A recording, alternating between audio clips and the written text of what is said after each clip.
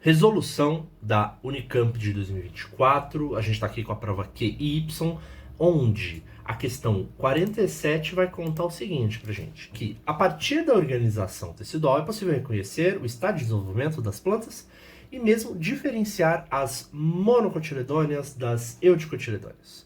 Nas figuras A e B, são apresentados esquemas de raízes em crescimento primário, com indicação dos tecidos 1 e 2. Então tem ali tecido 1 e 2, certo? Assinale a alternativa que, de maneira correta, indica, respectivamente, a espécie Eudicotiledônea e seus tecidos 1 e 2. Então aqui ele mostrou pra gente, como ele falou, dois esquemas de raízes, o esquema A e o esquema B. São duas raízes. E ele quer que a gente descubra, primeiro, qual que é a raiz de Eudicotiledônea e quais seriam os desses tecidos 1 e 2. Antes da gente ver a diferenciação de uma raiz de Eudicotiledônea para de monocotiledônea, vamos primeiro ver quais são esses tecidos que ele está apontando no esquema. Para isso eu peguei essa figura A e repliquei ela para a gente usar ela como o nosso esqueminha, beleza? Então, aqui nessa figura, você tem esse tecido externo, que é a epiderme da raiz, né? Vai revestir externamente, beleza? E aí você tem essa região, essa região aqui que está preenchendo esse tecido aqui da epiderme até esse próximo tecido aqui pontilhado.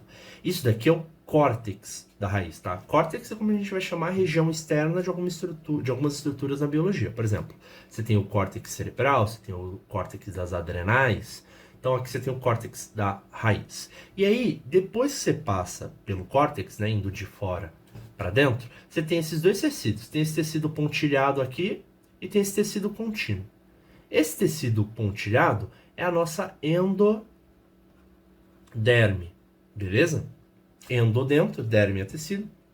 Então a endoderme é um tecido interno que vai servir na raiz para filtrar a água que entra. Eu não vou entrar muito profundamente nisso, porque não é o tema aqui da questão, mas a endoderme serve para filtrar a água, tem a ver com via apoplasto e simplasto, tá? Mas, além da endoderme, você tem esse tecido contínuo interno, que é o nosso periciclo,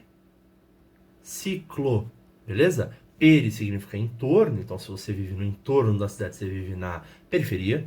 E ciclo de círculo, né? Então você tem esse círculo central aqui, onde vão ter os feixes vasculares, ou seja, os vasos condutores da planta, tá? E é sempre bom a gente lembrar qual é o feixe vascular, qual é o vaso condutor que está sempre mais externo.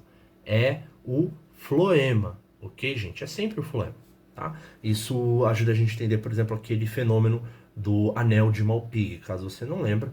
É um assunto relevante aí para o vestibular. Se você tiver dúvida, coloca aí nos comentários que eu posso te ajudar. Agora, o tecido interno tem que ser, então, o xilema. Beleza? Então sabemos aí mais ou menos o que é quem. E mesmo que aqui eu tenha usado a figura A como referência, na figura B vai ser parecido. Só vai mudar a disposição das coisas, mas vai se manter um padrão. Você vê que na figura B você tem essas bolinhas pretas mais externas, as bolinhas brancas mais internas, ou seja, ainda estamos falando de floema e de xilema. Legal. E aí, para saber aqui qual dessas duas é uma eudicotiledônea, infelizmente, gente, é mais uma parte de ter decorado a estrutura de uma raiz de mono e de eudicotiledônea. Então, realmente, a raiz de eudicotiledônea, ela vai ter essa cruz formada pelo xilema, tá? Um sinalzinho de mais, de cruz, e você vai ter, intercalando aqui, os floemas, né? Isso daqui, o esquema A, com certeza é de uma eudicotiledônea. Nós podemos riscar a figura B, a alternativa B e a alternativa D também. Ficamos entre A e C.